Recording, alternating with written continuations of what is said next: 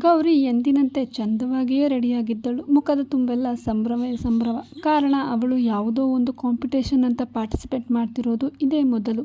ಮನದಲ್ಲಿ ಆಸೆ ಇದ್ದರೂ ಎಂದಿಗೂ ಅವಕಾಶ ಕೊಟ್ಟೇ ಇರಲಿಲ್ಲ ಅವಳ ಚಿಕ್ಕಮ್ಮ. ಕಾಲೇಜ್ ಸ್ಕೂಲ್ನಲ್ಲಿ ಯಾವುದಾದರೂ ಡ್ಯಾನ್ಸ್ ಹಾಡು ಹೇಳಲು ಹೆಸರು ಕೊಟ್ಟಿದ್ದರೆ ಪ್ರಾಕ್ಟೀಸ್ ಮಾಡಿ ಮನೆಗೆ ಬರೋದು ಲೇಟ್ ಆಗುತ್ತದೆ ಎಂದು ಅಮ್ಮ ಸರಿಯಾಗಿ ಬಾರಿಸುತ್ತಿದ್ದರು. ಹೀಗಾಗಿ ಹೊಡೆಸಿಕೊಳ್ಳುವುದು ಬೇಡ ಎಂಬ ಭಯಕ್ಕೆ ತನಗೆ ಇಷ್ಟ ಇದ್ದರೂ ಎಂದಿಗೂ ಅವಳು ಭಾಗವಹಿಸಿರಲಿಲ್ಲ. ಆದರೆ ಇಂದು ಅವಳ ಮೊದಲ ಹೆಜ್ಜೆ ಗುರುತು ಮೂಡಿಸಲು ಹೊರಟಿದ್ದಾಳೆ. ಅದರ ಖುಷಿ ಅವಳ ಮೊಗದಲ್ಲಿ ತುಂಬಿ ತುಳುಕುತ್ತಿದೆ. ಈ ನಗುಮುಖ ಹೊತ್ತಿರೋ ಈ ಚೆಲುವೆಯೇ ಮನೆಯೇ ತುಂಬಿ ತುಳುಕುತ್ತಿದೆ. ಆದರೆ ಮನೆಯಲ್ಲಿ ಶ್ರೀಕಾಂತ್ ಇಲ್ಲ ಅನ್ನೋದೊಂದೇ ಬೇಜಾರು. ಅವಳು ಹೇಳುವ ಮೊದಲೇ ರೆಡಿಯಾಗಿ ನಿಂತಿದ್ದ ಶ್ರೀಕಾಂತ್ ರಾತ್ರಿ ಕೂಡ ಅವಳೊಟ್ಟಿಗೆ ಹೆಚ್ಚು ಮಾತನಾಡಿರಲಿಲ್ಲ. ಅಷ್ಟು ಬ್ಯುಸಿ ಇದ್ದ ಅವನ ಕೆಲಸದಲ್ಲಿ. ಗೌರಿ ಕೂಡ ನಾಳಿನ ಕಾಂಪಿಟೇಷನ್ನ ಎಕ್ಸೈಟ್ಮೆಂಟ್ನಲ್ಲಿ ಅವನ ವರ್ಕ್ಗೆ ಅವಳು ತೊಂದರೆ ಕೊಡದೆ ನಾಳಿನ ಪ್ಲ್ಯಾನ್ ಬಗ್ಗೆ ಮನಸ್ಸಲ್ಲೇ ಯೋಚಿಸುತ್ತಿದ್ದಳು. ಶ್ರೀಕಾಂತ್ ಸ್ಟಡಿ ರೂಮ್ನಲ್ಲಿ ಏನೋ ಬರೆದು ಎದ್ದು ಗೌರಿ ಕಡೆ ಹೆಚ್ಚೇನು ಮಾತನಾಡದೆ ಮಲಗಿದ್ದನು. ಆದರೆ ಬೆಳಿಗ್ಗೆ ಎದ್ದು ಕಣ್ಣು ಹೊಸಕುವ ಗೌರಿಗೆ ಮುತ್ತಿಟ್ಟು, ಸಾರಿ ನನ್ನ ಮುದ್ದು ಹೆಂಡತಿ, ಇವತ್ತು ನಾನು ಕಾಲೇಜ್ಗೆ ಬರೋಕ್ಕೆ ಆಗ್ತಿಲ್ಲ, ಅರ್ಜೆಂಟ್ ಡ್ಯೂಟಿ ಇದೆ. ನಿಮ್ಮ ಪತಿದೇವರು ಸ್ವಲ್ಪ ಬ್ಯುಸಿ ಇದ್ದಾರೆ. ಹಾಗಾಗಿ ಇವತ್ತು ನೀನು ಹರ್ಷ ಜೊತೆ ಕಾಲೇಜ್ಗೆ ಹೋಗ್ಬಿಡಮ್ಮ ಎನ್ನುವ ಶ್ರೀಕಾಂತ್ ಇವಳ ಉತ್ತರವನ್ನು ಕೇಳದೆ ತನ್ನ ಡ್ಯೂಟಿಗೆ ಯೂನಿಫಾರ್ಮ್ ಧರಿಸಿ ಹೊರಟು ಬಿಟ್ಟಿದ್ದ. ಅವನಿಲ್ಲದ ಈ ಗಳಿಗೆ ಸೆಳೆದಿದೆ ಅವನೆಡೆಗೆ ಇವಳನ್ನು. ಕೊರಗುತ್ತಿದೆ ತನ್ನ ಮೊದಲ ಹೆಜ್ಜೆಗೆ ಇಲ್ಲವಲ್ಲ ಇನಿಯನ ಜೊತೆ ಕೈಯೊಂದು. ಈ ಮನಸ್ಸು ಆದರೂ ಸಾಕೆನಿಸುತ್ತಿದೆ ಅವನಿಡುವ ಆ ಸಿಹಿ ಮುತ್ತಿನ ಸವಿಹಾರ. ಅವನಿರುವನು ಅವಳೊಟ್ಟಿಗೆ ನಿನ್ನುಸಿರಿನ ಏರಿಳಿತದಿ ನೀ ಶ್ರೀಗೌರಿ ಎನ್ನುತ್ತಿದೆ ಗೌರಿಯ ಮನಸ್ಸು. ಹರ್ಷ ಮತ್ತು ಗೌರಿ ಹೊರಟಿದ್ದರು ಕಾಲೇಜ್ ಕಡೆಗೆ.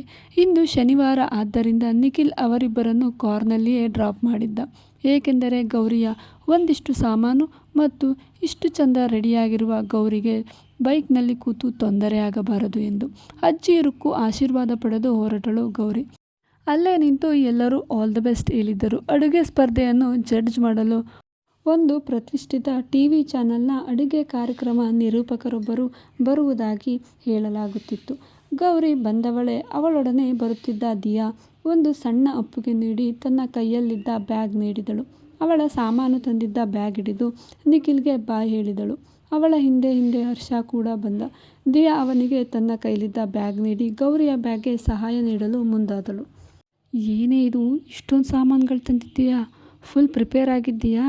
ಏನು ಕಾಂಪಿಟೇಷನ್ಗೆ ಮಾಡ್ತಿದ್ದೀಯಾ, ಇಡೀ ಕಾಲೇಜ್ಗೆ ಅಡುಗೆ ಮಾಡ್ತಿದ್ದೀಯಾ ಎಂದಾಗ ಗೌರಿ ಬದಲಿಗೆ, ಓ ನಿನಗೆ ಗೊತ್ತಿಲ್ಲ, ಸಖತ್ತಾಗಿ ರೆಡಿಯಾಗಿದ್ದಾರೆ ನಮ್ಮ ಅತ್ತಿಗೆ ಎನ್ನುವಾಗ ಯಾವುದೋ ಹಳೆಯ ದ್ವೇಷದಲ್ಲಿ ಇರುವಂತೆ, ನಿನ್ನನ್ನು ಕೇಳಿದ್ನಾ, ಇಲ್ಲ ತಾನೇ ಎಂದು ಗೌರಿ, ನಿನಗೆ ಇವತ್ತು ಗೊತ್ತಾ 20 ಮಿನಿಟ್ಸ್ ಅಷ್ಟೇ ಟೈಮ್ ಲಿಮಿಟ್ ಇರೋದು ಎನ್ನುವಾಗ, ಮೆಮೊದಲ್ಲಿ ಹೇಳಿದ್ದಾರಲ್ಲ, ನಾನು ನಿನ್ನೆ 20 ಮಿನಿಟ್ಸ್ನಲ್ಲಿ ಕಂಪ್ಲೀಟ್ ಕವರ್ ಮಾಡೋಕ್ಕೆ ಟ್ರೈ ಮಾಡಿದ್ದೀನಿ ಎಂದು ಉತ್ತರಿಸಿದಳು ಗೌರಿ. ಅದು ಬಿಡು, ಏನೋ ಇಬ್ಬರು ಜಗಳ ಆಡ್ತಿದ್ದೀರಾ? ಏನು ಜಗಳ ಆಗಿದೆ ಇಬ್ಬರ ನಡುವೆ ಅಂತ ಕೇಳಿದಳು ಗೌರಿ. ಹರ್ಷ, ಏನಿಲ್ಲ, ಓಕೆ ನಾನು ಹೋಗ್ತೀನಿ, ಆಮೇಲೆ ಸಿಗ್ತೀನಿ ಎನ್ನುತ್ತಾ ಓಡುತ್ತಾನೆ. ದಿಯಾ ಅವನನ್ನೇ ಗುರಾಯಿಸುತ್ತಾಳೆ. ಗೌರಿಗೆ ಏನೂ ಹೇಳದೆ ಇಬ್ಬರ ಮಧ್ಯೆ ಏನೋ ಆಗಿದೆ ಎಂಬುದಂತೂ ತಿಳಿದಿತ್ತು. ಶ್ರೀಕಾಂತ್ ಮತ್ತು ಅವನ ನಂಬಿಕಸ್ಥ ಟೀಮ್ ರಾಜೇಂದ್ರನ ನಡೆಗಳ ಮೇಲೆ ಕಣ್ಣಿಟ್ಟಿದ್ದರು. ಯಾವಾಗ ರಾಜೇಂದ್ರನ ಬಲಗೈ ಬಂಟ ಲೋಕನಾಥ್ ಮಗನ ಹಿಂದೆ ಓಡಾಡುತ್ತಿರುವುದು ತಿಳಿದಿತ್ತೋ ಅಂದೇ ಶ್ರೀಕಾಂತ್ಗೆ ರಾಜೇಂದ್ರನ ಮುಂದೆಯ ಹೆಜ್ಜೆ ಅರಿವಿಗೆ ಬಂದಿತ್ತು. ಹಾಗಾಗಿ ಅವನು ಶುಕ್ರವಾರ ರಾತ್ರಿ ಇಡೀ ರಾಜೇಂದ್ರನಿಗೆ ಮಣ್ಣು ಮುಕ್ಕಿಸಲು ಪ್ಲ್ಯಾನ್ ಹೆಣೆದಿದ್ದ. ಅದರಂತೆ ರಾಜೇಂದ್ರನ ಚೇಲಾಗೂ ಮುಂಚಿತವಾಗಿ ಲೋಕನಾಥ್ ಮಗನ ಹಿಂಬಾಲಿಸಿ ಅವನನ್ನು ತಲುಪಿದ್ದನು ಶ್ರೀಕಾಂತ್. ಇದನ್ನು ಅರಿವಿಲ್ಲದ ರಾಜೇಂದ್ರ ಮತ್ತು ಅವನ ಚೇಲಾಗಳು ತನ್ನ ಕೆಲಸ ಬೇಗ ಆಗುವಂತೆ ಒತ್ತಡ ಹೇರಿದ್ದ. ಕಾರಣ ಸೋಮವಾರ ಲೋಕನಾಥ್ ನಾಮಪತ್ರ ಸಲ್ಲಿಸುವವನಿದ್ದ.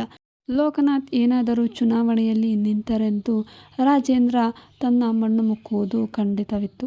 ಹಾಗಾಗಿ ರಾಜೇಂದ್ರನ ಪ್ಲ್ಯಾನ್ನಂತೆ ಲೋಕನಾಥ್ ಮಗ ಕ್ರಿಕೆಟ್ ಪ್ರಾಕ್ಟೀಸ್ಗೆ ಹೋಗುತ್ತಿದ್ದ ಮಾರ್ಗ ಮಧ್ಯೆ ಒಂದು ಕಡಿಮೆ ಜನಸಂದಣಿ ಇರುವ ಜಾಗದಲ್ಲಿ ಮಗು ಇದ್ದ ಗಾಡಿಯನ್ನು ಅಡ್ಡಗಟ್ಟಿ ಡ್ರೈವರ್ ಮತ್ತು ಮಗು ಇಬ್ಬರನ್ನು ಕಿಡ್ನಾಪ್ ಮಾಡುವುದು ಮತ್ತು ಲೋಕನಾಥ್ಗೆ ನಾಮಪತ್ರ ಸಲ್ಲಿಸದಂತೆ ತಡೆಯುವುದು. ಎಂದಿನಂತೆ ಲೋಕನಾಥ್ ಮಗ ತನ್ನ ಡ್ರೈವರ್ ಜೊತೆ ಕ್ರಿಕೆಟ್ ಪ್ರಾಕ್ಟೀಸ್ಗೆಂದು ಹೊರಟಿದ್ದ. ಅವರನ್ನು ಹಿಂಬಾಲಿಸಿದ ರಾಜೇಂದ್ರನ ಚೇಲ ಟೀಮ್ ಅವರು ಸ್ಕೆಚ್ ಹಾಕಿದ್ದ ಜಾಗದಲ್ಲಿ ಕೆಲವೊಂದಿಷ್ಟು ಜನರನ್ನು ಮೊದಲೇ ರೆಡಿ ಮಾಡಿ ಇಟ್ಟಿದ್ದರು. ಅಲ್ಲಿ ಸುತ್ತಮುತ್ತಲ ಜನರನ್ನು ಹೆದರಿಸಿ ಓಡಿಸಿದ್ದರು. ಜಾಗಕ್ಕೆ ಕಾರ್ ತಲುಪಿದಾಗ ಕಾರ್ ಮುಂಭಾಗದ ಒಂದಿಷ್ಟು ಗೂಂಡಾಗಳು ಕೆಲವೊಂದಿಷ್ಟು ಆಯುಧಗಳನ್ನು ಹಿಡಿದು ನಿಂತಿದ್ದರು. ಡ್ರೈವರ್ ಎದುರೆಯೇ ಕಾರ್ನಿಂದ ಕೆಳಗಿಳಿದು ನಿಂತಿದ್ದ ಮತ್ತು ಹಿಂದೆ ತಿರುಗಿ ನೋಡಿದ. ಕಾರ್ನ ಹಿಂದೆ ಕೂಡ ಸಾಕಷ್ಟು ಜನ ಇದ್ದರು. ಇವರು ಇದೇ ಟೀಮ್ನವರು ಎಂದು ತಿಳಿಯಲು ಜಾಸ್ತಿ ಸಮಯ ಹಿಡಿಯಲಿಲ್ಲ ಡ್ರೈವರ್ಗೆ. ಅವನು ಸ್ವಲ್ಪ ಹೆದರಿದಂತೆಯೇ ಕಾಣಿಸುತ್ತಿದ್ದ.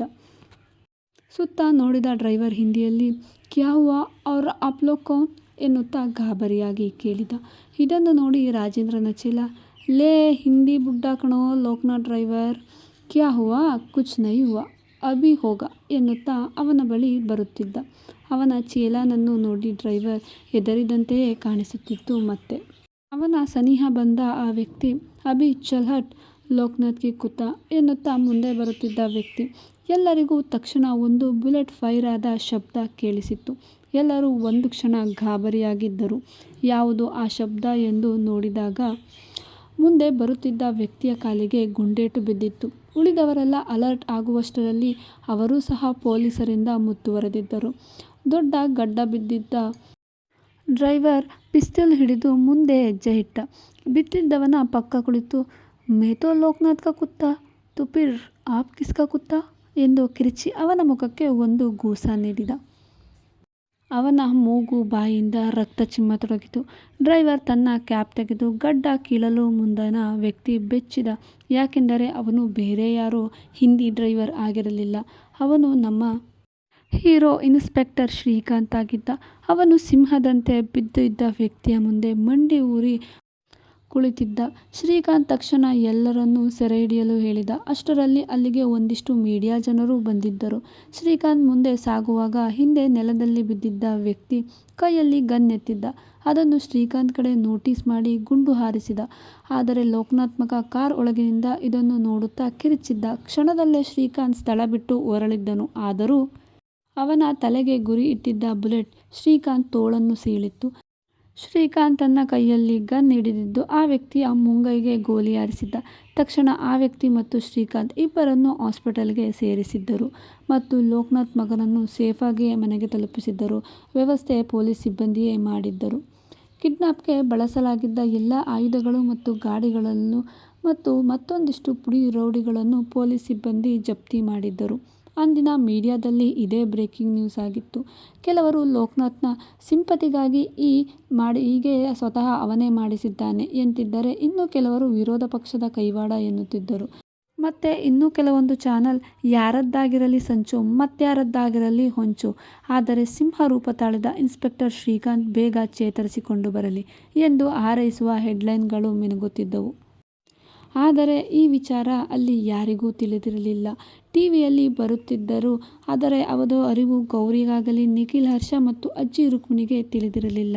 ಎಲ್ಲದಕ್ಕಿಂತ ಮಿಗಿಲಾಗಿ ಗೌರಿಗೆ ಇದರ ಸ್ವಲ್ಪವೂ ತಿಳಿವೂ ಇರಲಿಲ್ಲ. ಆಕೆ ಇಂದು ತನ್ನ ಮೊದಲ ಕಾಂಪಿಟೇಷನ್ ಗೆಲ್ಲಬೇಕೆಂಬ ಖುಷಿಯಲ್ಲಿ ಸಂಭ್ರಮದಲ್ಲಿ ತನ್ನ ಕಾಲೇಜಿನಲ್ಲಿ ಮಿಂಚುತ್ತಿದ್ದಳು. ಆದರೆ ತನ್ನ ಗಂಡನಿಗೆ ಹೀಗಾಗಿದೆ ಎಂದು ತಿಳಿದರೆ ಅವಳು ನಿಜವಾಗಿಯೂ ಕಾಂಪಿಟೇಷನ್ನಲ್ಲಿ ಪಾರ್ಟಿಸಿಪೇಟ್ ಮಾಡೋಳಾ ಅನ್ನೋದೇ ಗೊತ್ತಿಲ್ಲ. ಆದರೆ ಇನ್ನೂ ಅದರ ಸುಳಿವು ಅವಳಿಗೂ ಮತ್ತು ಅವಳ ಸುತ್ತಮುತ್ತಲಿನ ಯಾರಿಗೂ ತಿಳಿದಿರಲಿಲ್ಲ. ಅವನುಸಿರಲ್ಲಿ ತನ್ನುಸಿರ ಬೆಸೆದಿರುವುದು ದೈವ ನಿರ್ಧಾರದಲ್ಲಿ.